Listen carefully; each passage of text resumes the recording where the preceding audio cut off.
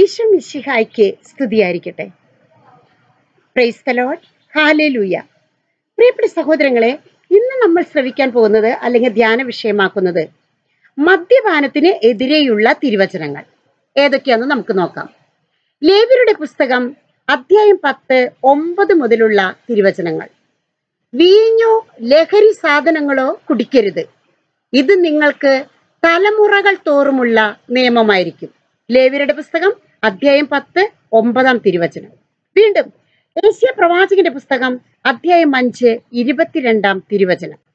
വീഞ്ഞു കുടിക്കുന്നതിൽ വിരുദ്ധന്മാരും വിവിധ തരം മദ്യം കൂട്ടിക്കലർത്തുന്നതിൽ വിരുദ്ധന്മാരുമായിരിക്കുന്നവർക്ക് ദുരിതം. വീഞ്ഞു കുടിക്കുന്നവരും വിവിധ തരം മദ്യം കൂട്ടിക്കലർത്തി മദ്യം വിൽക്കുന്ന വിരുദ്ധന്മാർക്കും ദുരിതം. ഇവിടെ വചനം പറയുകയാണ്, മത്തുപിടിച്ച് കിടന്നുറങ്ങുന്നവന് കീറത്തുണി ഉടുക്കേണ്ടി വരും.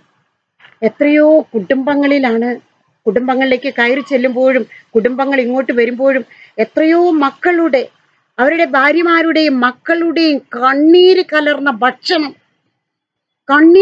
ഭക്ഷണമാണ് അവർ കഴിക്കുന്നത്. രാവിലെ മുതൽ വൈകുന്നേരം വരെ ജോലിക്ക് പോയിട്ട് മദ്യം കഴിച്ചു വരുന്ന ആ മക്കളുടെ ഭാര്യമാരുടെയും മക്കളുടെയും പേടിയും അവരുടെ കണ്ണീരും ഒരുപാട് സൃഷ്ടി കാണുന്നുണ്ട്. പ്രിയപ്പെട്ടവരെ, വചനം കൃത്യമായിട്ട് പറയാണ്, അവർക്ക് ദുരിതം. മത്തുപിടിച്ച് കിടന്നുറങ്ങുന്നവന് കീറത്തുണി ഉടുക്കേണ്ടി വരും എന്നുള്ള തിരുവചനം. അടുത്തതായിട്ട് ലൂക്ക 21:34. സുഖലോലുപത, മദ്യാസക്തി, ജീവിത വ്യഗ്രത എന്നിവയാൽ നിങ്ങളുടെ മനസ്സ് ദുർബലമാവുകയും ആ ദിവസം ഒരു കെണി പോലെ പെട്ടെന്ന് നിങ്ങളുടെ മേൽ വന്നു വീഴാതിരിക്കാൻ നിങ്ങൾ ശ്രദ്ധിക്കുവിൻ, ജാഗരൂകരായിരിക്കുവിൻ. വിശുദ്ധ ലൂക്ക അധ്യായം 21:34 തിരുവചനം. സുഖലോലുപത, ജീവിത വ്യഗ്രത, മദ്യാസക്തി, ഈ 3 കാര്യവും കെണി പോലെ വീഴാതിരിക്കുവാൻ. അടുത്തതായി റോമ 8. ജഡിക പ്രവണതകൾ അനുസരിച്ച് ജീവിക്കുന്നവർക്ക് ദൈവത്തെ പ്രസാദിപ്പിക്കുക സാധ്യമല്ല. പ്രിയപ്പെട്ട സഹോദരങ്ങളെ, പ്രഭാതത്തിൽ ഉണർന്ന ദിവ്യബലിക്ക് ശേഷം നിങ്ങൾ ജോലിക്ക് പോയി കിട്ടുന്ന രൂപ ഈവനിങ് സമയത്ത്, സായാഹ്നത്തിൽ അല്ലെങ്കിൽ രാത്രിയിൽ നിങ്ങൾ തിരിച്ചു വരുമ്പോൾ നിങ്ങൾ ഈ മദ്യം കുടിച്ച് നിങ്ങളുടെ വീടുകളിലേക്ക് വരല്ലേ. സിസ്റ്ററുടെ ഒരു അപേക്ഷയാണ്, യാചനയാണ്. കാരണം നിങ്ങളുടെ കൊച്ചു മക്കളൊക്കെ വളർന്ന് വിവാഹിതരായിട്ട് അവരുടെ മക്കളെയും കാണാനുള്ള ഒരു വലിയ ഭാഗ്യമാണ് നിങ്ങൾ നഷ്ടപ്പെടുത്തുന്നത്.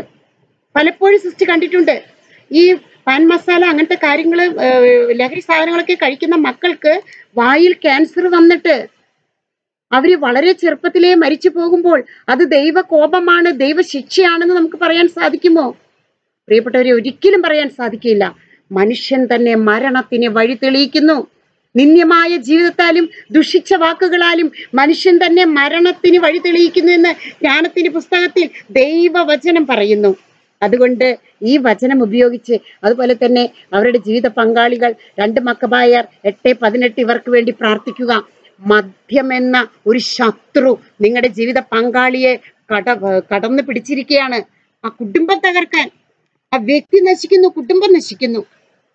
മദ്യം കഴിച്ചുകൊണ്ടിരിക്കുന്ന എല്ലാ മക്കളെയും സമർപ്പിച്ചുകൊണ്ട്, കർത്താവേ, മാനസാന്തരത്തിന്റെ വലിയ വരം അവർക്ക് നൽകണമേ എന്ന് പ്രാർത്ഥിച്ചുകൊണ്ട്, പിതാവിന്റെയും പുത്രന്റെയും പരിശുദ്ധാത്മാവിന്റെയും നാമത്തിൽ ആമേൻ.